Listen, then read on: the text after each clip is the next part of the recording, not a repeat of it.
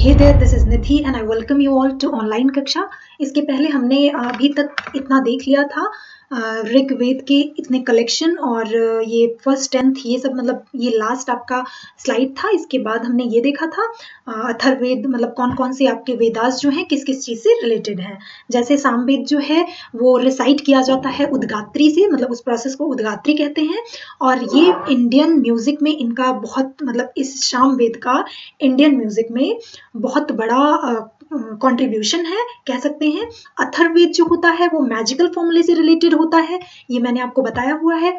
और जैसा कि मैंने आपसे बोला था कि I will be covering the Lucent book and step by step I will be providing you all the details which is important for examination point of view। तो ये एंशियंट हिस्ट्री का सेकेंड पार्ट है। इसके बाद एक part और आएगा, उसके बाद आपका एंशियंट हिस्ट्री लूसेंट से खत्म हो जाएगा। इसके बाद फिर मैं लाऊंगी आपके लिए मेडिवल हिस्ट्री। मेडिवल हिस्ट्री में भी 3 पार्ट्स करके आएंगे।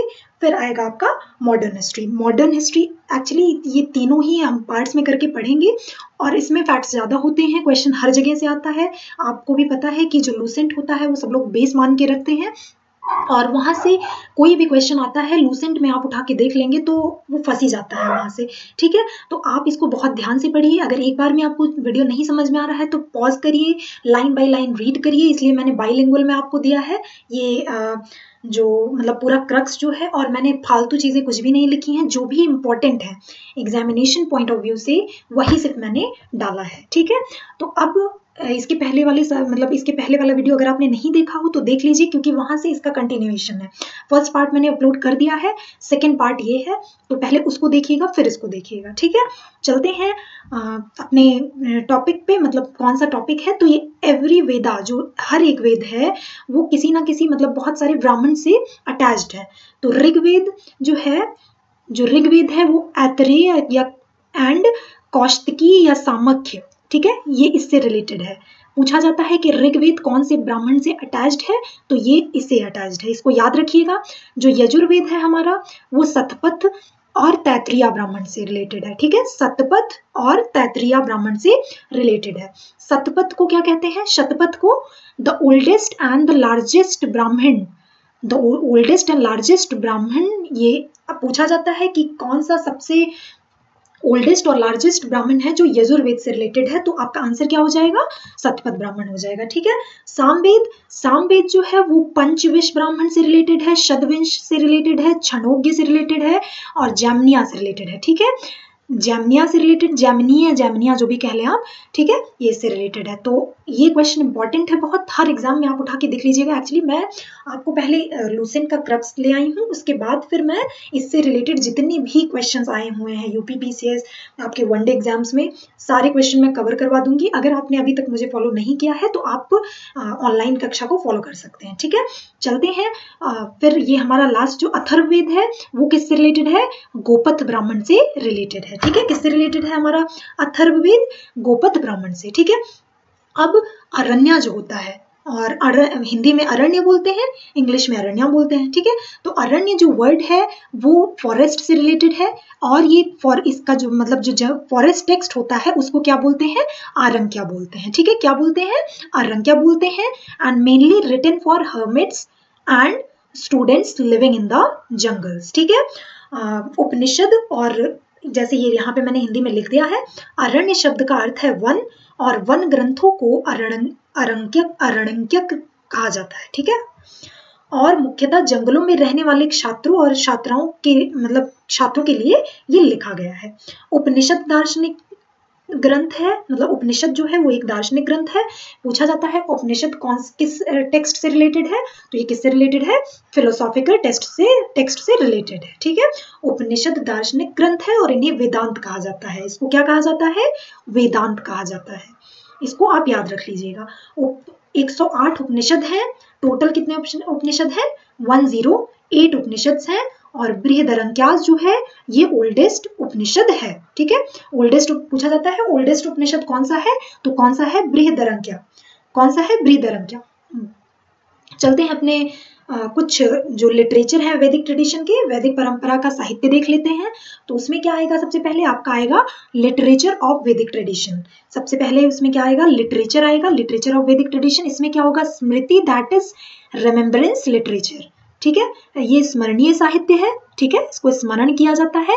And comprises of 6 literary works, 6 literary works में ये विभाजित किया गया है, ठीक, इसको डिवाइड किया गया है। तो पहला है वेदंगास या सूत्रास, मतलब वेदांग या सूत्र, पहला इसका है। फिर दूसरा है स्मृति धर्मशास्त्र, ठीक है, स्मृति धर्मशास्त्र। फिर तीसरा है महाकाव्य, मतलब एपिक, जो रामायण और महाभारत है उनको वो महाकाव्य में आएंगे। पुराण्स में क्या आ जाएंगे, पुराण्स आ जाएंगे, उपवेद आ जाएगा और शब्द दर्शन आ जाएगा। तो सबसे ज्यादा इंपॉर्टेंट इसमें कौन सा है, इसमें आपसे ये पूछ सकता है कि वेदांग जो है उसके कितने पार्ट्स हैं, और मैं बेसिकली इसके जैसे शिक्षा है तो शिक्षा किस चीज से रिलेटेड है ये पूछ सकता है। तो शिक्षा किससे रिलेटेड है, फोनेटिक्स से रिलेटेड है, ठीक है, ये किससे रिलेटेड है, ध्वनि विज्ञान से रिलेटेड है।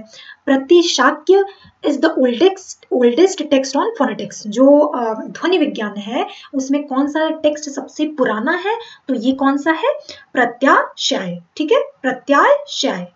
और फिर दूसरा है कल्पसूत्र, तीसरा है व्याकरण, चौथा है निरुक्त, निरुक्त अब किससे रिलेटेड है, व्याकरण ग्रामर से रिलेटेड है, कल्पसूत्र का नहीं, बस मतलब ये आप याद रखिएगा कि बेसिकली जो वेदांग होते हैं हमारे वो 6 होते हैं, तो इसमें से आपके मीनिंग पूछ सकते हैं। फिर स्मृति धर्मशास्त्र में टोटल 6 स्मृति होती है, और इसमें मनुस्मृति जो है वो सबसे ओल्डेस्ट है, ठीक है। I hope you are getting my point.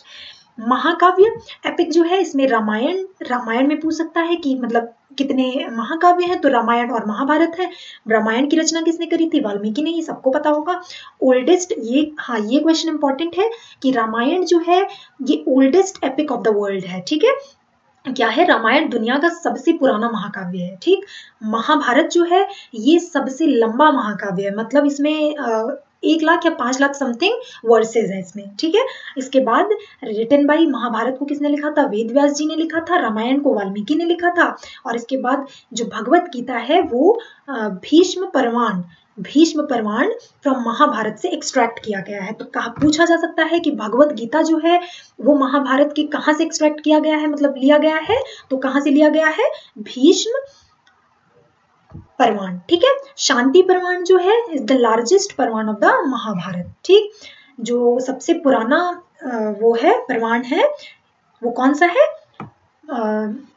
शांति परमाण, ठीक है। पुराण में क्या हो जाएगा, इसका मतलब क्या होता है, पुराण का मतलब नाम से पता चल रहा है कि इसका मतलब है द ओल्ड। और मत्स्य पुराण जो है ये ओल्डेस्ट पुराणिक टेक्स्ट है। कौन सा सबसे ओल्डेस्ट पुराणिक टेक्स्ट है ये भी पूछा जा सकता है आपसे, तो कौन सा है, Matsya Purana is the oldest Puranic text. उपवेद क्या है, दे आर ऑक्सिलरी वेदास। फिर शब्द दर्शन है, तो वैदिक लिटरेरी ट्रेडिशन में कौन कौन से आ गए हैं आपके, वेदांग, स्मृति धर्मशास्त्र, महाकाव्य, पुराण, उपवेद, शब्द दर्शन। तो 6 आपके वैदिक ट्रेडिशंस हैं, ठीक। मूव करते हैं अपने नेक्स्ट, हम जहां जहां से क्वेश्चन बन सकते हैं मैंने वही चीज आपको सिर्फ देने की कोशिश करी है। तो अब उपवेद में आ जाते हैं हम। उपवेद में कौन से उपवेद कौन से वेद से रिलेटेड है, एसोसिएटेड है, ये भी क्वेश्चन बहुत बार पूछा जा सकता है। वो आपको मैं जब क्वेश्चन कराने लगूंगी तो आपको पता चल जाएगा, ठीक है। तो आयुर्वेद जो है, मतलब आयुर्वेद का मतलब मेडिसिन, तो मेडिसिन हमारा कौन से वेद से रिलेटेड है, ये ऋग्वेद से रिलेटेड है, ठीक है। गंधर्व वेद जो है वो कहाँ किससे, गंधर्व का मतलब होता है म्यूजिक, ठीक है। तो गंधर्व वेद जो है वो कहाँ से रिलेटेड है, सामवेद से रिलेटेड है। और अभी मैंने इसके आगे आपको बताया भी था कि सामवेद जो है वो इंडियन म्यूजिक सिस्टम में बहुत बड़ा कॉन्ट्रीब्यूशन इसका है, बहुत ज्यादा इंपॉर्टेंट रोल प्ले करता है उसमें, ठीक है। फिर थर्ड है धनुर्वेद, दैट इज आर्चरी, तीरबाजी, ये सब धनुर्वेद, वो किससे रिलेटेड है, यजुर्वेद से रिलेटेड है, ठीक है। शिल्पवेद, अथर्ववेद जो है that is science of craft और वेल्थ, दैट इज विश्वकर्मा, ये किससे रिलेटेड है, अथर्ववेद से रिलेटेड है। तो बहुत इंपॉर्टेंट है, this is very very very important, ठीक है, बहुत मोस्ट इम्पॉर्टेंट है ये। तो इसको जरूर देख के जाइएगा, मतलब देख लीजिएगा इसको और अच्छे से पढ़ लीजिएगा, रिवाइज करते रहिएगा रेगुलर बेसिस पे, ठीक है। फिर आ जाते हैं हम अपने दर्शन पे। तो दर्शन हम देखेंगे, 6 बेसिकली 6 दर्शन होते हैं और फाउंडर इनके हमको देखना है और बेसिक टेक्स्ट से कौन से रिलेटेड है वो देखना है, ठीक है। तो सांख्य दर्शन किससे रिलेटेड है, सांख्य सूत्र से, मतलब इसका जो बेसिक टेक्स्ट है कहाँ से ये सांख्य दर्शन आया है, तो ये सांख्य सूत्र से आया है। और इसके जो फाउंडर है वो कौन है, कपिल है। ठीक है, फाउंडर कौन है, कपिल है। फिर आ जाता है योग दर्शन। योग दर्शन में इससे जो बेसिक टेक्स्ट इसका है वो योग सूत्र है, और इसके जो फाउंडर है वो पतंजलि है। ठीक है, न्याय दर्शन, न्याय दर्शन के जो बेसिक टेक्स्ट है वो न्याय सूत्र है, और इसके फाउंडर जो है वो अक्षपद गौतम है।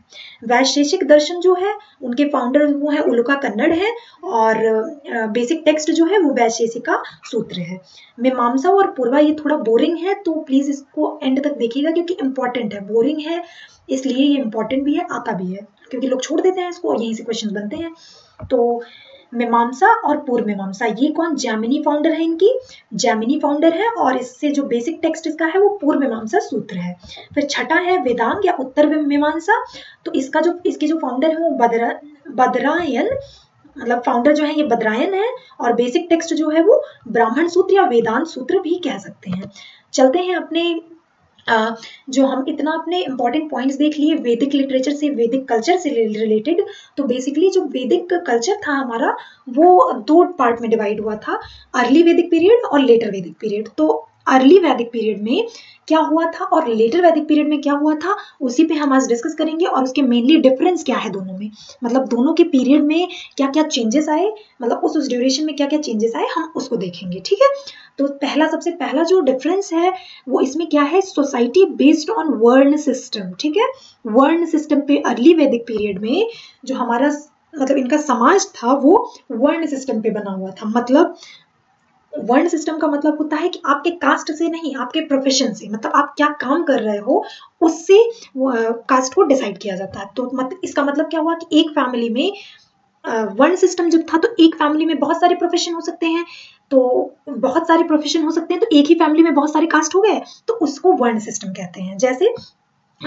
जैसे अब एक फैमिली है, जैसे मेरे मम्मी पापा, तो मेरे पापा कोई बिजनेस कर रहे हैं, तो जो बिजनेस करते थे उनको वैश्य बोलते थे, और जो प्रोटेक्शन का काम करते थे उन्हें क्षत्रिय बोलते थे, और जो टीचिंग का काम करते थे उन्हें ब्राह्मण बोलते थे, और जो सफाई वगैरह का काम करते थे उन्हें शूद्र बोलते थे। तो वह एक फैमिली में बहुत सारी कास्ट हो सकती थी, तो इसको कहते हैं वर्ण सिस्टम। वर्ण system is based on profession of the member of the same family.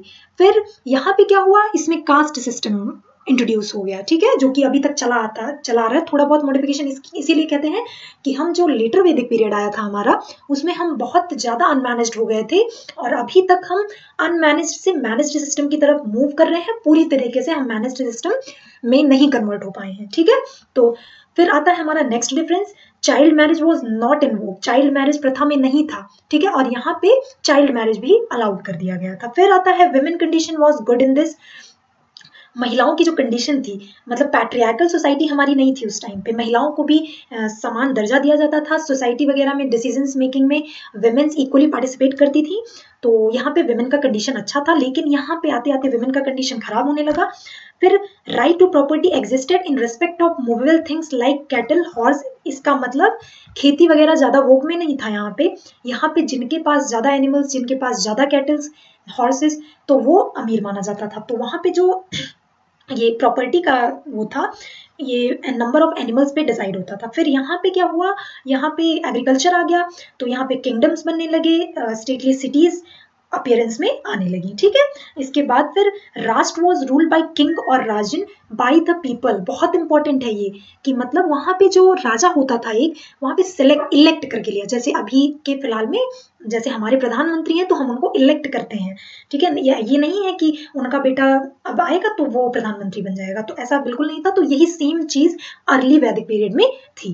ठीक है, तो राष्ट्र जो था वो किंग के द्वारा रूल किया जाता था, जो पीपल के द्वारा इलेक्ट करके जाता था, जो राजा बनता था। ठीक है, यहाँ पे क्या था, यहाँ पे राजा का बेटा राजा ही बनता था, तो इसका मतलब हर एक्सपेंशन नीति आ गई थी वहां पे, कि जितना जगह हम कब्जा लें वो हमारा हो जाएगा, फिर हमारे बच्चे का हो जाएगा, फिर बच्चे के बच्चे का हो जाएगा। तो इसका मतलब क्या हुआ कि वहां पे जो राजा थ्रोन पे बैठता था उसका ही जो हायर होता था वही थ्रोन पे बैठता था, ये कह सकते हैं। फिर नेक्स्ट डिफरेंस क्या आता है कि यहाँ पे फिजिकल गॉड वर्शिप किए जाते थे, मतलब जो ये लोग देखते थे, जो सामने दिखता था, वर्षा, पानी, सूर्य, इंद्र भगवान की पूजा, मतलब जो बारिश वगैरह होती थी, तो जिन चीजों को ये लोग देखते थे उन्हीं चीजों की फिजिकल गॉड वहां पे होते थे। मूर्ति पूजा, आइडल वर्शिप नहीं होती थी वहां पे। यहाँ पे क्या हुआ, याजनास बिकेम एलॉबरेट, मतलब यज्ञ और बहुत सारे पूजा पाठ, मतलब ब्राह्मण्स का डोमिनेंस बहुत ज्यादा हो गया था लेटर वैदिक पीरियड में। इसके बाद क्या हुआ, थाउजेंड्स ऑफ गॉड क्रिएटेड, यहाँ पे जो भगवान थे लिमिटेड थे, और यहाँ पे भगवान क्रिएट करते ही जा रहे थे, ब्राह्मण डोमिनेट कर रहे थे सोसाइटी में, और कंडीशन वर्ष होती जा रही थी, बेसिकली शूद्रों की कंडीशन बहुत ज्यादा वर्ष होती जा रही थी। ठीक है, फिर चलते हैं अपने अर्ली वैदिक के फैक्ट्स के बारे में कुछ। तो ये जो मैंने हाईलाइट कर रखा है वो आप जरूर पढ़ लीजिएगा। तो इसमें पहला जो फैक्ट है वो क्या है, नदी सूक्त हाइम, ठीक है, of Rigveda, Nadi Sukta of hymn of Rigveda mention 21 rivers which include the Ganga in the east and Kubha, मतलब काबुल इन द वेस्ट। ठीक है, सप्त सिंधु जो थे, सप्त Sindhu that is the land of 7 reverse. ठीक है, सप्त सिंधु इसीलिए कहा जाता था, उसको 7 रिवर्स का लैंड माना जाता था। And it comprises Sindhu and there 5 tributaries. जो अभी इंदस वैली, हमारा जो इंदस रिवर है, वहां पे तब सिंधु बोला जाता था उसको, और उनकी जो 5 ट्रिब्यूटरीज हैं। तो क्वेश्चन यहाँ पे ऐसे आता है कि जो झेलम है, अभी प्रेजेंट में जो झेलम है, उसको जो एंशियंट टाइम पे वितास्ता बोलते थे। ठीक है, चेनाब को असिकनी बोलते थे, ठीक, व्यास को विपस बोलते थे, और रवि को परुषणी एंड सुतवाद्री, ठीक है, सुतवाद्री या परुषणी बोलते थे। तो ये क्वेश्चन आता है कि ओल्ड नेम इनका क्या था। ऐसे नहीं क्वेश्चन आएगा, अगर आप पीसीएस की यूपीपीसीएस का पेपर देने जा रहे हो तो स्टेटमेंट में क्वेश्चन आएंगे कि इसका नाम, रवि का नाम एंशियंट टाइम में, रवि रिवर का नाम एंशियंट टाइम पे परुषणी था, या नाम चेंज कर दिए तो स्टेटमेंट गलत हो जाएगा। तो ऐसे क्वेश्चन आते हैं, ठीक है, स्टेटमेंट वाइज। तो जब तक आपको पूरा ज्ञान नहीं होगा तब तक वो आप स्टेटमेंट वाले क्वेश्चन नहीं कर पाओगे।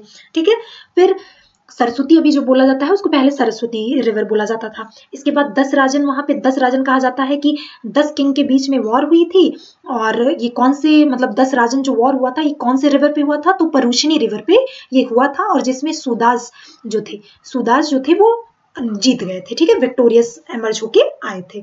पुरोहित और domestic priest was the first ranking official, कहा जाता फर्स्ट रैंकिंग ऑफिशियल वहां पे कौन होते थे, तो कौन होते थे, पुरोहित होते थे, और पुरोहित को मतलब डोमेस्टिक प्रीस्ट बोला जाता है। ठीक है, सेनानी, अब नाम पूछ लिया जाता है कि उस टाइम पे, एंशियंट टाइम पे आर्मी चीफ को क्या बोला जाता था, तो सेनानी बोला जाता था। और विलेज, हेड ऑफ विलेज को क्या बोलते थे, ग्रामणी बोलते थे। और हेड ऑफ फैमिली को क्या बोलते थे, कुलप कुलप बोलते थे। हेड ऑफ विलेज को क्या बोलते थे, ग्राम बोलते थे। और जो पीपल होते थे उनको जन बोलते थे। और गोप और गोपति, हेड ऑफ राष्ट्र और कंट्री को राजन बोलते थे। और मतलब इन सबका नाम आप याद रखिएगा कि किसको क्या बोलते थे, क्योंकि यहाँ से क्वेश्चंस बनते हैं। फिर इंद्र, अग्नि और वरुण, इंद्र, अग्नि और वरुण जो थे वो पॉपुलर डाइटीज थे, मतलब वहां पे जो इनके लोकप्रिय भगवान थे वो इंद्र, वरुण और अग्नि हुआ करते थे। ठीक है, they were not familiar with the cat and camel. ये भी आता है कि जो अर्ली वैदिक पीपल थे, अर्ली वैदिक पीपल जो थे वो किस चीज से फैमिलियर नहीं थे, तो ऑप्शन में आ जाएगा कैट एंड कैमल। तो ये आप लगा दोगे कि ये कैट एंड कैमल से फैमिलियर नहीं थे। ठीक है, फिर चलते हैं अपने लेटर वैदिक पीरियड में, जो कि इसका जो पीरियड माना जाता है वो 6000 BC टू 600 BC। और यहाँ पे क्या होता था, ये बताया था मैंने, यहाँ पे लोगों के अंदर वर्ण सिस्टम नहीं, कास्ट सिस्टम आ गया था, मतलब एक्सपेंशन पॉलिसी उनके अंदर आई थी कि वॉर करो, जीतो, और उसके किंगडम को अपने बस में कर लो। ठीक है, तो यहाँ पे फिर इसके बाद इतना जब जन से बना, मतलब पीपल लोगों से बना जनपद, और जनपदों से, छोटे छोटे जनपदों से मिला महाजनपद। तो पूरे इंडिया को टोटल 16 जनपद में डिवाइड कर दिया जाता है, आगे हम देखेंगे। ठीक है, तो इसमें लार्ज किंगडम्स अपीयरेंस में आए। फिर याजनास जो थे वो became elaborate and complicated, leading to emergence of learn and called Brahmanas. तो मतलब यहाँ पे ब्राह्मण्स लोगों का जो क्या बोल सकते हैं, डोमिनेंस बहुत ज्यादा हो गया था। शूद्र की कंडीशन यहाँ पे वर्स हो गई थी। और गोत्र सिस्टम, मतलब कॉन्सेप्ट ऑफ गोत्र कहाँ पे अपीयर हुआ था, लेटर वैदिक पीरियड में अपीयर हुआ था। ठीक है, 4 आश्रम जो थे, ब्रह्मचर्य, गृहस्थ, वर्णप्रस्थ और संन्यास, ये जबल उपनिषद में फाउंड किए जाते हैं और 4 आश्रम का कॉन्सेप्ट जो था वो लेटर वैदिक पीरियड से आया हुआ था। फिर ऐतरेय ब्राह्मण जो थे, कहा जाता है according to Aitareya Brahmana, daughter is the source of misery and son is the protector of the family. अभी भी कहीं कहीं हम देखते हैं कि हमारी सोसाइटी में ये चीजें हैं और ये सब चीजें नहीं होनी चाहिए, हमको इक्वालिटी पे फोकस करना चाहिए, बट चीजें सुधरते सुधरते सुधरेंगी, ठीक है। फिर according to Maitreyi Samhita there are 3 evils, that is liquor, women and dice. मतलब मैत्रेयी संहिता के अनुसार 3 बुराइयां हैं, शराब, औरतें और पासा, ठीक है। गोत्र की अवधारणा यही दिखाई दी थी, ये मैंने आपको बता दिया है। अगर आपको इंग्लिश में थोड़ा प्रॉब्लम होता होगा तो आप हिंदी में देख लीजिएगा, ठीक है। फिर आते हैं हम हिंदू मैरिजेस, कितने टाइप के हिंदू मैरिजेस एंशिएंट मतलब एंशिएंट टाइम पे हमें देखने को मिलते हैं। इसमें दैव विवाह को, giving girl to the priest himself in the lieu of his fees. फिर प्रजापत्य विवाह को, giving a girl to a man without demanding a bride price. फिर आता है गंधर्व विवाह, लव मैरिज। अनुलोम विवाह, marriage between bride groom from upper caste and bride from lower caste.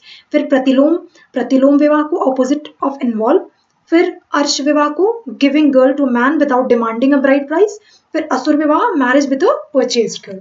फिर आते हैं इंपॉर्टेंट पॉइंट्स पे। इंपॉर्टेंट पॉइंट्स में आपको क्या याद रखना है? Pushan who protected the cattle in the early Vedic now became the god of Shudras. तो गॉड ऑफ शूद्रास को क्या बोलते हैं? पुषाण बोलते हैं। और इनको क्यों बोला जाता है? क्योंकि ये अर्ली वैदिक पीरियड में कैटल्स को प्रोटेक्ट किए थे, इस वजह से, ठीक है। फिर बृहदरंग के ऊपर उपनिषद जो था was first the work to give the doctrine of transmigration, मतलब पुनर्जन्म का जो कंसेप्ट था, प्रिंसिपल था, वो कहाँ से आया है, मतलब किस उपनिषद से? तो बृहदरंग के उपनिषद से आया है, ठीक है। Land had now become more valuable than cows, ये लेटर वैदिक का है, मतलब लेटर वैदिक पीरियड की बात हो रही है, तो यहाँ पे लैंड ज्यादा इंपॉर्टेंट हो गया था क्योंकि यहाँ पे एक्सपेंशन वाली पॉलिसी चलने लगी थी। फिर यहाँ पे जो प्रजापति गॉड थे वो यहाँ के सुप्रीम गॉड थे। Rice, barley, beans, sesame and wheat यहाँ पे कल्टीवेट किए जाते थे। उग्राज या उग्रज जो भी है इसका नाम, वॉज पुलिस ऑफिशियल, मतलब बोला जाता है कि लेटर वैदिक एज में पुलिस ऑफिशियल को क्या बोला जाता था? तो वो उग्राज बोलते थे उनको, ठीक है। और फिर विलेज ऑफिशियल को क्या बोलते थे? अधिकृत, ठीक है, अधिकृत बोलते थे विलेज ऑफिशियल को। और यहाँ पे 12 रत्नीनास, मतलब शतपथ ब्राह्मण से 12 रतिनास थे, जो कि पहले पुरोहित, मतलब प्रीस्ट को पुरोहित कहा जाता था। मनीषी, क्वीन को महिषी कहा जाता था, क्वीन को महिषी कहा जाता था। क्राउन प्रिंस को युवराज कहा जाता था। और गेटमैन को क्षत कहा जाता था। और ट्रेजरर, मतलब कि खजाना वगैरह जो भी वो रखते थे, उनको संहित्री कहा जाता था। संग्रहित्री ट्रेजरर को कहा जाता था। भागदूत किसको कहा जाता था? कलेक्टर ऑफ टैक्सेस को। सेनानी, जनरल को कहा जाता था। सूत या सारथी, रॉयल हेराल्डर, मतलब जो रथ को चलाने वाले को क्या बोलते थे? सारथी या सूत, ठीक है। अक्षवापा, कुरियर को कहते थे। पालगला, फ्रेंड ऑफ किंग को बोलते थे। गोविकर्ता, हेड ऑफ फॉरेस्ट डिपार्टमेंट को बोला जाता था। और हेड ऑफ विलेज को ग्रामणी बोला जाता था, ठीक है। ये नाम बहुत इंपॉर्टेंट है, लेटर वैदिक में 12 रतिनास के नाम आपको याद रखने हैं। फिर चलते हैं अपने महाजनपद पीरियड पे। तो महाजनपद पीरियड का जो काल आया, ठीक है, मैंने बताया था कि जो छोटे छोटे पीपल लोग को जन कहा जाता था, और बहुत सारे जहाँ पे पीपल रहेंगे तो उसको जनपद बोला जाएगा। और फिर जनपद के कलेक्शन को, बड़े मतलब बहुत सारे जनपद को जब इकट्ठा करेंगे तो क्या बनेगा? महाजनपद बनेगा। और फिर पूरे कंट्रीज के रेस्पेक्ट में देखा जाए, मतलब इंडिया की कंट्री में, तो 16 महाजनपद पूरे नॉर्थ साउथ इंडिया में उभर के आए। तो उन्हीं का नाम हम देखेंगे और उनके नाम में मतलब पहले क्या बोले जाते थे, और मॉडर्न डिस्ट्रिक्ट में कहाँ पे ये नाम, मतलब कहाँ के कलेक्शन को बोला जाता था ये, तो ये पूछा जाता है कि, और उसका कैपिटल हम देखेंगे। तो ये पूछा जाता है कि जो अंग महाजनपद एक हुआ करता था वो कौन कौन से डिस्ट्रिक्ट को लेके, मतलब किस किस डिस्ट्रिक्ट को मिला के बोला जाता था। तो मैंने आपके लिए ये लाई हूं मैं कि 16 महाजनपद है, फिर मॉडर्न डिस्ट्रिक्ट्स हैं, सब लूसेंट का ही मैं पीपीटी बना के लाई हूँ। तो मेहनत बहुत लगती है, तो लाइक, शेयर एंड सब्सक्राइब कर दीजिएगा, उससे मोटिवेशन मिलती है, ठीक है। फिर अंग जो था, ये एक महाजनपद था। ये डिस्ट्रिक्ट ऑफ मुंगेर, भागलपुर, बिहार में ये डिस्ट्रिक्ट है मुंगेर भागलपुर, वहां के डिस्ट्रिक्ट को कलेक्टिवली मतलब महाजनपद अंग के नाम से जाना जाता था। और वहां का अंग का कैपिटल क्या है? चंपा या चंपा नगरी। ठीक है, चंपा या चंपा नगरी अंग का कैपिटल है। मगध जो था वो डिस्ट्रिक्ट ऑफ पटना, गया और नालंदा, इन तीनों जगहों पे मगध जनपद था, जो कि बिहार में लोकेटेड था।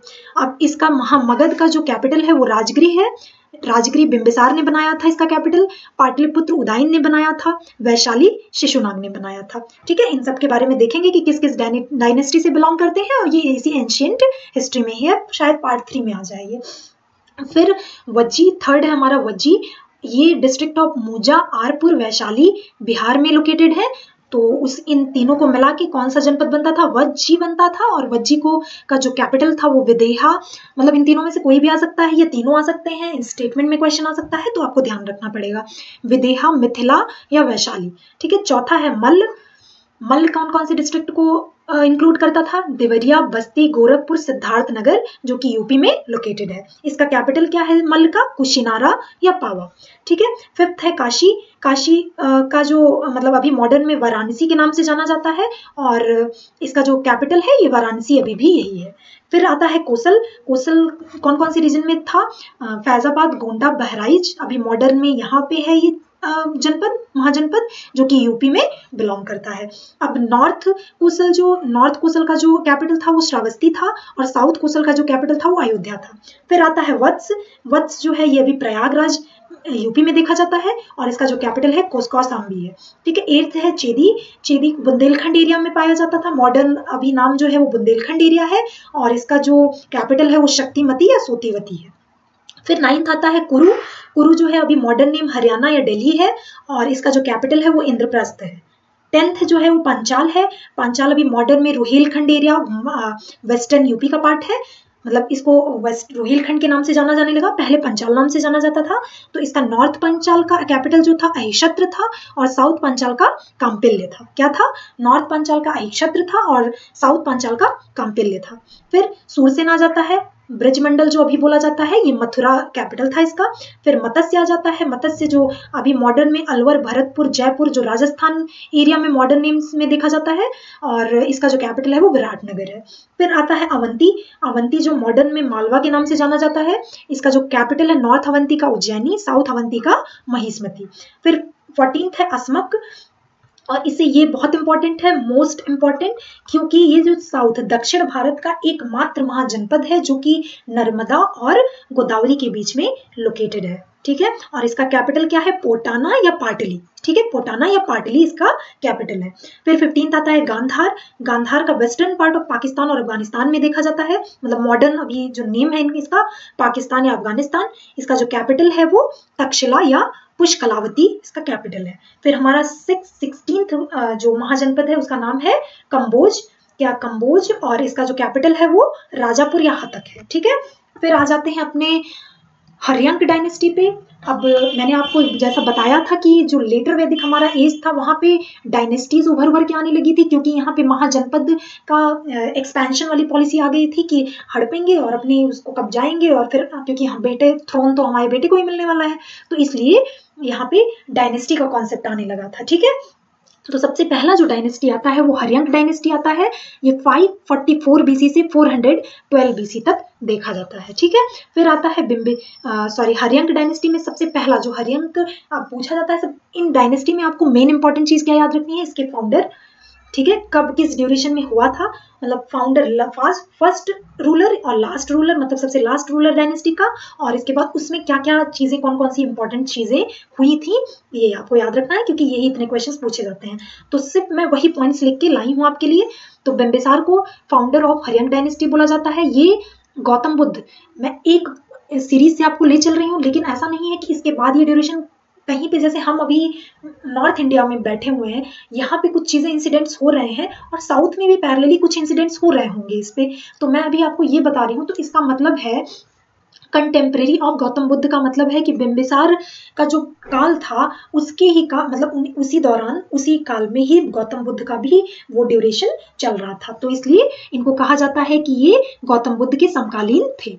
ही सेंट अ रॉयल फिजिशियन जीवक, मतलब इन्होंने एक रॉयल फिजिशियन को भेजा था जीवक, जिनका नाम था उज्जैन में, जब अवंती किंग प्रद्योत अवंती किंग प्रद्योत जब उनको पीलिया हो गया था तो उनके इलाज के लिए इन्होंने जीवक को भेजा था, ठीक है। इनके रॉयल फिजिशियन थे, मतलब अपना रिलेशन स्ट्रॉन्ग करने के लिए कहीं ना कहीं हम कह सकते हैं।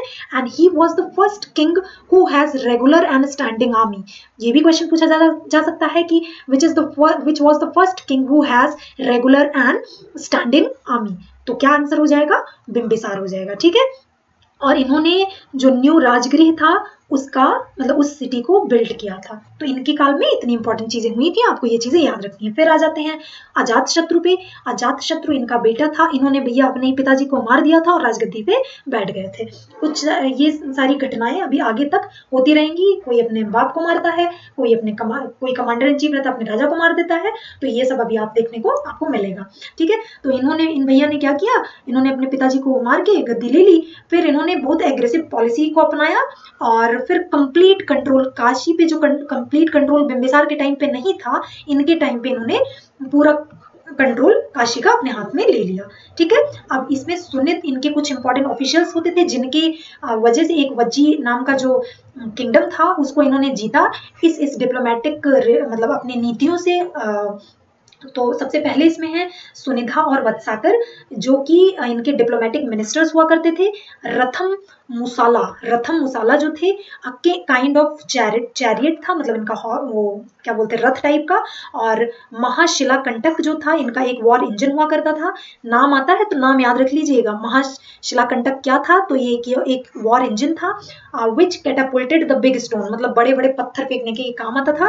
And with the help of these three, इन तीनों की मदद से ही was able to defeat Vajji जो इनके पिताजी ने नहीं वो कंट्रोल कर पाए थे, तो इन्होंने वज्जी को डिफीट किया through the deceit by sowing the seeds of discord amongst the people of Vajji. मतलब उन्होंने फूट डाली एक दूसरे के खिलाफ इन तीनों की मदद से और वज्जी को कंप्लीट कंट्रोल वज्जी का ले लिया, ठीक है। फिर आते हैं उदाइन, इनके पुत्र। अब इनके पुत्र का क्या एक ही वो रहता है, इन्होंने क्या किया था अपने काल में, पाटलिपुत्र मतलब कि ये पाटलिपुत्र का फाउंडेशन किए थे। और जो इनका कैपिटल जो था पहले राजगृह में हुआ करता था और फिर इन्होंने शिफ्ट कर लिया अपना कैपिटल पाटलिपुत्र में। तो सबसे मतलब इंपॉर्टेंट क्वेश्चन क्या आ सकता है कि who led the foundation of Pataliputra, तो Udayin will be the right answer, ठीक है। अब जो हर्यंक डायनेस्टी के लास्ट रूलर हुआ करते थे वो कौन थे, नागदशक थे, ठीक है। आज के लिए बस यहीं तक, फिर हम नेक्स्ट देखेंगे शिशुनाग डायनेस्टी, फिर जैनिज्म बुद्धिज्म, फिर आपके इम्पोर्टेंट ये सब आएंगे, देख लीजिए थोड़ा मैं आपको व्यू दिखा देती हूँ। और फिर चंद्रगुप्त मौर्य पे आएंगे, फिर ये वर्धन डायनेस्टी लास्ट यहाँ का होगा। इसके बाद फिर हम चलेंगे अपने मेडिवल हिस्ट्री पे, ठीक है। तो thank you for watching, stay tuned for more such videos. And हाँ, सबसे इम्पोर्टेंट बात कि जो PDF है इसका, वो जब तीनों पार्ट्स आपके खत्म हो जाएंगे तब मैं इसका PDF आपके टेलीग्राम चैनल पे डाल दूंगी, ठीक है। तब तक के लिए खुश रहिए, मस्त रहिए और पढ़ते रहिए। धन्यवाद।